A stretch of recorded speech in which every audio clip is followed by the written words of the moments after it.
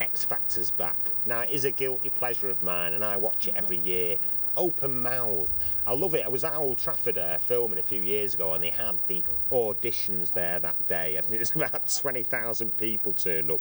Now, I'm just hazarding a guess now, but there's a 20,000 at Old Trafford, about 30,000 at Wembley, 20,000 at St James's Park in Newcastle, 10,000 in Glasgow, 100,000 people, 3 minutes each.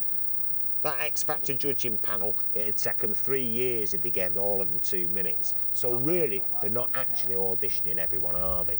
And then what is it? It's like this epic show. It drags on for months and months and months, and it really is an elephant that gives birth to a mouse. Because at the end, it'll normally be won by some caterwauling girl or some screechy, effeminate young boy. And they'll be like number one in the charts for about 2 weeks. They might have a number one album, and then hopefully they'll drop out.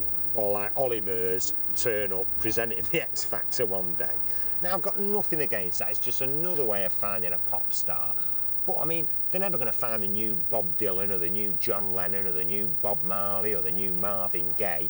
And now they've changed the judging panel as well, and the figures have been going down. So even though they've gone young and groovy with Rita Ora from The Voice, they've got Nick Grimshaw, friend to the stars.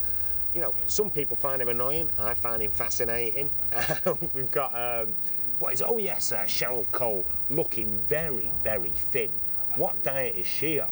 She's on the move round in the shower to get wet diet, isn't she?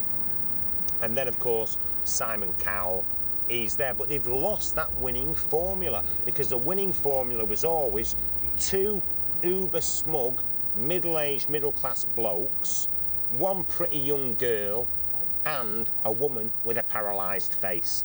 That has always worked, hasn't it? For any of these panel shows, Britain's Got Talent, X Factor, anything, you name it, that's the formula. They've broken it this year. So there you go, that's X Factor for you. Now, if, like me, you're kind of getting a bit tired of X Factor, even though it's a bit of a guilty pleasure, you may be watching Strictly Come Dancing.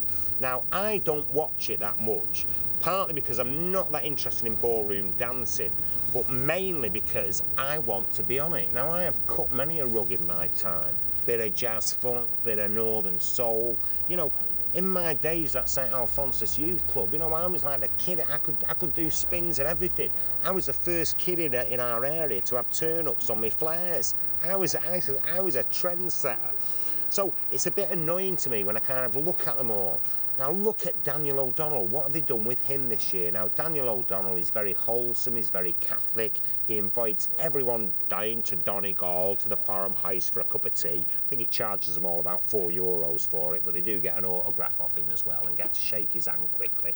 They've teamed him up with Christina Rianoff. Now she's the one who's kind of, you know, the heartbreaker, isn't she? Joe Calzaghe, Ben Cohen, you know, Scandal. So what have they done this year? They've teamed her up with Daniel O'Donnell. Now, I'm not an expert on these things, but I've got a very strong feeling that no matter how skimpy an outfit Christina wears, she's not going to get a rise out of Daniel.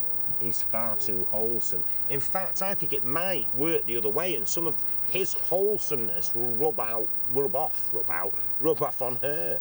It's a bit like the story that Dean Martin always told about the very wholesome singer Pat Boone in America. And Dean Martin said, "I once shook Pat Boone's hand and my whole right side sobered up."